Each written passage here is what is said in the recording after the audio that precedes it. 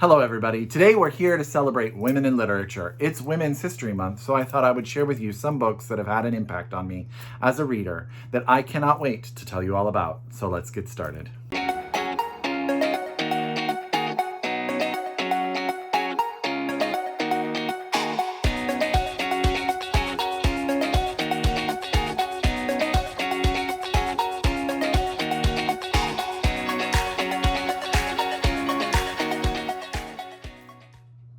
Hi everybody and welcome back to my channel. It's Russell with Ink and Paper Blog. How are you all doing today? I hope you guys are well. I hope you're healthy. I hope you're safe. And of course, I hope that you are reading amazing books. As you guys know, it is Women's History Month and I have been wanting to do a video to do some recommendations to read this month if you were looking for them. But there are many different ways that you can come to this video, and I thought, did I want to go sort of like those iconic women of literature and talk about the Toni Morrisons and talk about the Barbara Pyms and the Zora Neale Hurstons and all that kind of stuff, which I could have very well done because I love all of those writers. However, I'm not an academic and I didn't want to go sort of down the academic path and start to talk about books as if this were a literature class. So what I thought I would do today is I looked through my shelves and I just started sort of pulling off those books that gave me the emotional feels. Those books that made me feel something special. Books that I think about when people ask me to recommend books to them. Books that just touched me in a way that they will always sort of be in my reading history, my reading psyche, if you will. So that is what I have done today. I believe I have 10 books to share with you today. And so we better get started. So get out your pen, get out your paper, get out your Goodreads, however you keep track of your TBR. If you are so able to order these books from your local independent bookstore, please do so. Or if you are a library user, please use your library, and digitally or in person if they're allowing you to do that now, so that you can get your hands on these books as soon as possible. They are all out. They're all titles that you can get your hands on. And I hope that I do a good enough job because I want you to read all 10 of these. So let's get started. The first book that I want to tell you about is The Poet X by Elizabeth Acevedo. This was the winner of the National Book Award a few years ago now. All the years start to sort of blend together when you've been in quarantine as long as we have. But this is the amazing story of a young woman who writes poetry. And so the book is all told in poetic form. And she wants to be a slam poet. It's where she really is able to tell the world who she is and express herself. However, there are different things in the world that are holding her back. Her family is more conservative and raised in the church. She sort of has that issue to fight against when it comes to her mother and what her mother will allow her to do. Also, she's dealing with, race and being a young woman and just high school in general. It is beautifully told in these poems that you think, well, are these poems all going to connect together? And they absolutely do. It is so well done. And there's just a cadence to it. If Elizabeth Acevedo is amazing. If you guys have not seen her perform live, YouTube her. She is fantastic. She will blow your mind. So that's The Poet X by Elizabeth Acevedo. If you have a young reader in your life, this is also a book that I would 100% recommend to them.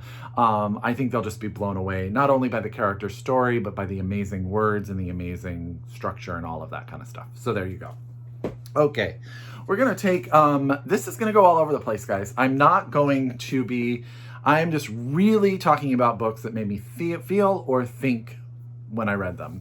The next book is You Exist Too Much by Zaina Arafat. This is out from Catapult. I should say, I'm sorry, that this came out from Harper Teen.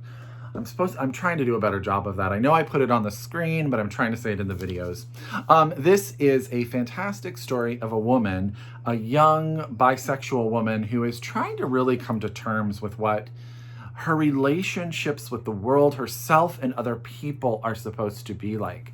And she winds up going to sort of this avant-garde type of therapy where they diagnose her with love addiction, I believe is what they call it. In doing so, we find out that she's like messy, she's complicated, she's at times very, very selfish, but in the same time, she's relatable and real and just has sort of a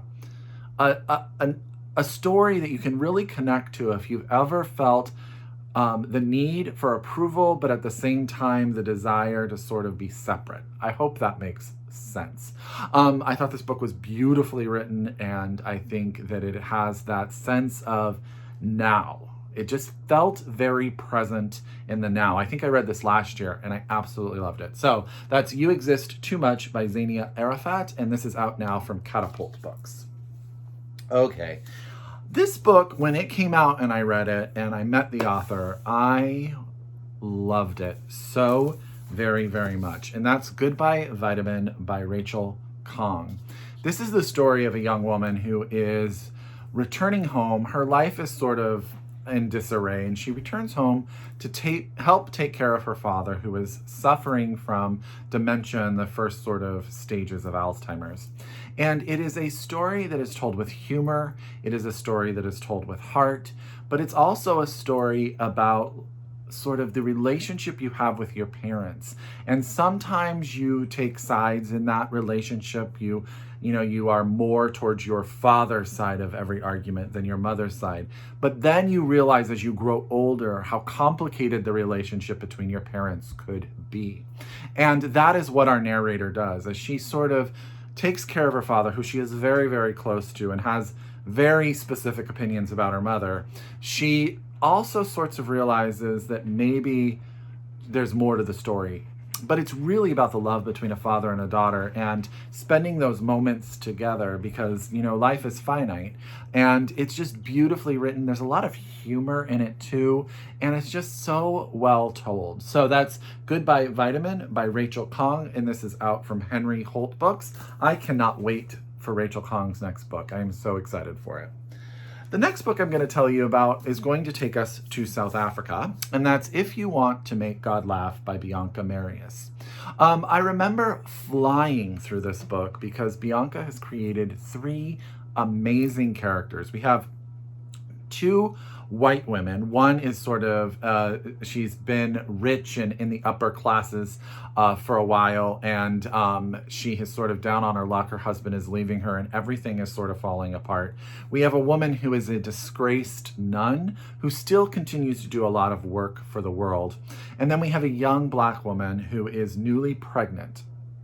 And this is a story of how all 3 of those stories combine and come together. There's history between them. We learn sort of what has happened to all of them to get them to the place in their life. And then what happens once they are all come together. There is a lot of sadness in this book, but also a lot of hope, a lot of, it talks about the AIDS epidemic in Africa and how that affected and still affects women in that community, and how it was just so devastating and still is so devastating. But it's also about like making your own family, forgiveness, and just really all of those factors as well. It is a story of hope, and it is a story of self-reliance, but also the power of relationships between women. I cried my eyes out. So If You Want to Make God Laugh by Bianca Marais, this is out from Putnam. Absolutely, absolutely loved it. And Bianca Marais is a lovely, amazing person as well. Actually, I've met a number of the authors we're going to talk about, and they are all amazing people. So If You Want to Make God Laugh by Bianca Marais is fantastic. So you should pick it up. Okay. Next, we're going to go for a book where it's an author I someday hope to meet because I am obsessed with her. And this is The Tidal Zone by Sarah Moss. Now, I highly recommend any book by Sarah Moss. She is so amazing, and all of her books are so vastly different. And I have her newest book actually sitting on my TBR. But I remember, this cover is fantastic. I remember reading The Tidal Zone and being blown away by its power. This is the story of a family told from the perspective of the father, where one day he gets a call from his young daughter's school that she is ill. And she has this rare illness that sort of waves and flows. They think they're going to lose her. They don't know what they're going to do. How are they going to combat this? How is the effect it's going to have on him, his wife, his other child, and sort of all of those factors. And what she does absolutely brilliantly is she just talks about being afraid of losing someone, at the same time loving them so much that you'll do anything for them. And how that can affect both positively and negatively the other people in your life that you love or are afraid of losing. I hope that makes sense. This has sort of like this medical aspect to it because it's about this illness and how this illness sort of takes over this family. But at its heart, it is really about a father's love for his children and his family. Hope that makes sense. It's brilliant. I think I read this book in a day when I read it, but that's The Tidal Zone by Sarah Moss. I had to get my copy, I think from the UK. So this is out from Granta. I don't know if it's out in the US, but you can get it many different ways, and I highly, highly recommend it. Okay.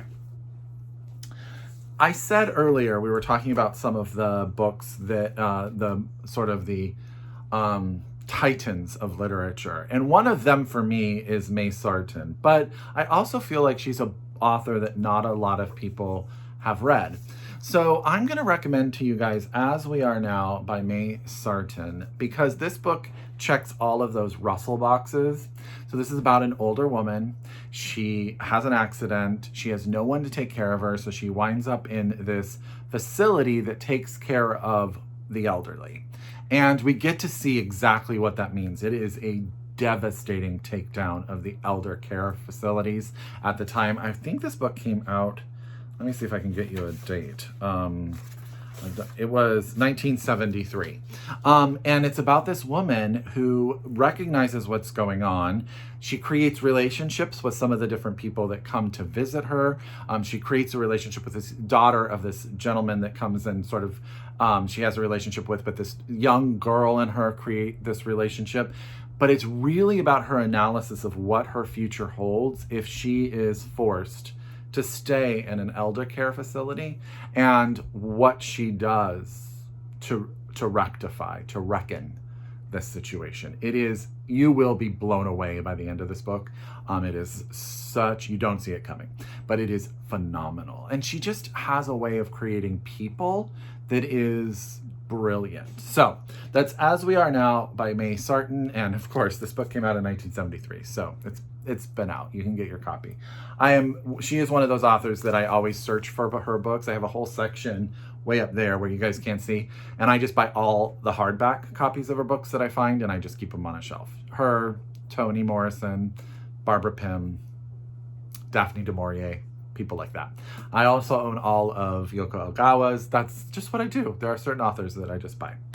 Speaking of certain authors that I just purchased, this next author has had 2 books out, and I have absolutely, absolutely loved both of them. But today we're going to start talking about her first book, and that's A Kind of Freedom by Margaret Wilkerson Sexton.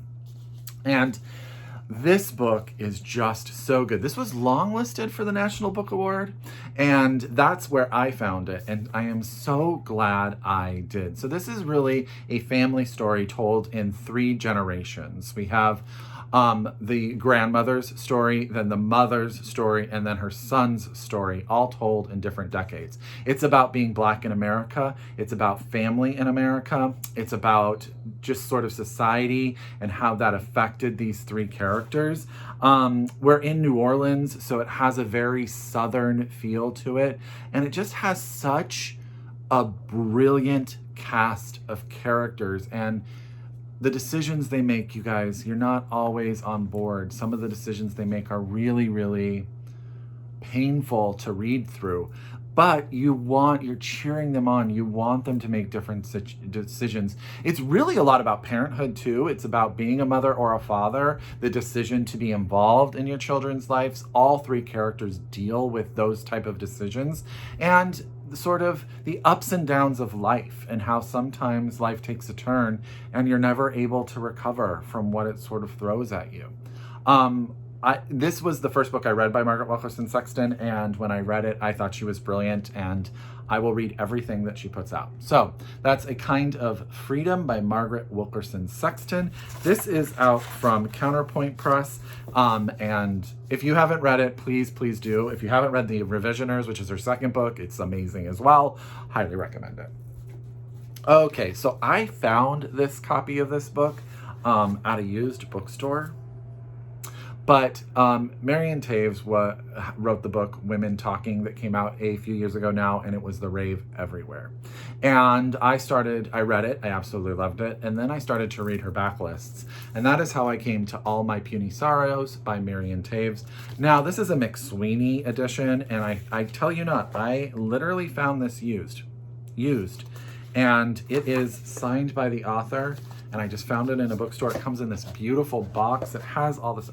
Okay, enough, Russell. Enough. This is the story of two sisters, one that deals with mental illness and how that mental illness affects her and her sister's relationship when the one who is suffering asks for the other one to help her take her life. This book is heart-wrenching. This book is beautiful. This book is hard to get through.